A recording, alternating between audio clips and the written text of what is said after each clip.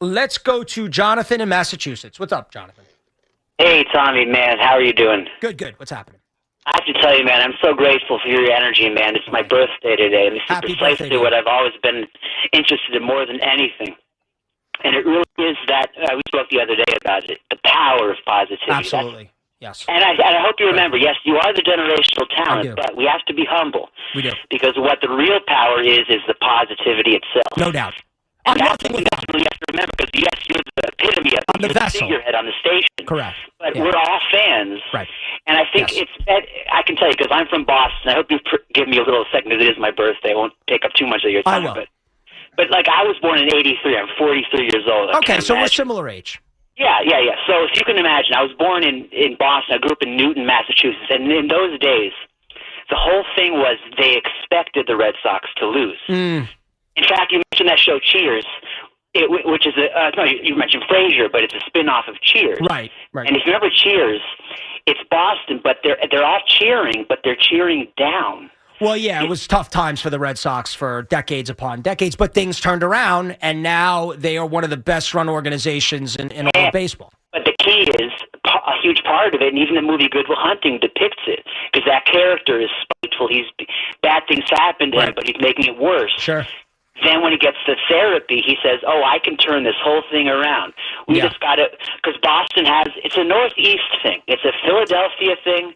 It's a Boston thing, and it's a New York thing above all, where we have this weird assumption that you have to be negative. Yeah, there's a lot of negativity in all aspects of it, and not just like, news. I mean, they never lead with, the man saves the cat from the tree. It's always, buildings burning or snow is coming or, yeah, I get that. Well, because I think that, I actually don't know why that's the case, to be honest with you, but it's a formula that works.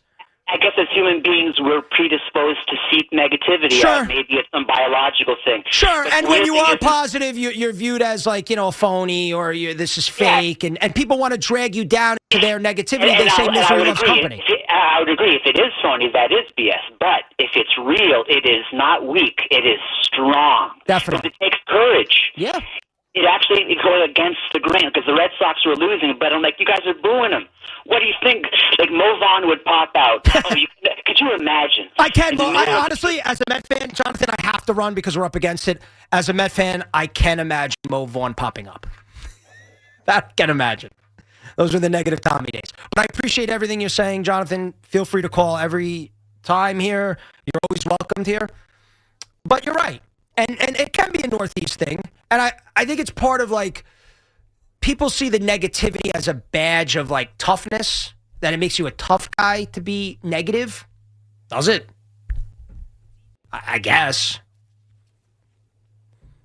And it does take courage to step out and be positive. And it's not always easy. But I think it's needed most when times are the toughest. Because, to your point, that's where it really stands out, and that's where it really stands alone. It's easy to be positive when things are going great.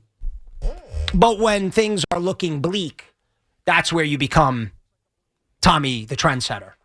Tommy the trendsetter. And that's where you really become Tommy the rationalizer. They call me Tommy the rationalizer. I'm Tommy the soft man. That, unfortunately, is the problem. But it's getting better. No one's called me fat in a couple weeks. It's like, fat? I mean, I could fit into women's jeans. My ass looks like a balloon when you take the air out of it. Yes, when I have... He's fat! When I have a couple of extra, linguine and the, pasta fagioli and the Oreos and the vanilla ice cream, which I admit is a guilty pleasure, especially in the winter. And I could put the hoodie on and hide some of it. It does go to the stomach. And it does go to my face. I'm Tommy the soft man. And I already have like an enormous head. And I'm aware of that. And I love how people point that out. I'm aware. I look in the mirror every day. But when I put on the LBs, it looks worse. No, like Biggie. it seems like I'm bigger than I really am. Does that make sense? Like when you're driving in the car in the rearview mirror, objects will appear closer than they actually are. So my face and belly would make me feel or appear heavier than I actually am. But I am in the Tommy the soft man stage. But fear not. And ahead of schedule. Summer Tommy's on the way. And bring those chicks around here. And let them watch. Let them watch. Damage. 888-808-1019 is the phone number. It is after hours.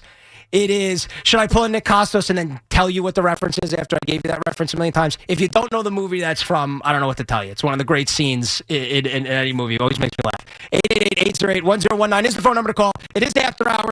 It is Lugauer in the Late Night. Tommy Lugauer here on The Fan. With Keno from the Mass Lottery, the big game is always on. Pick your lucky number.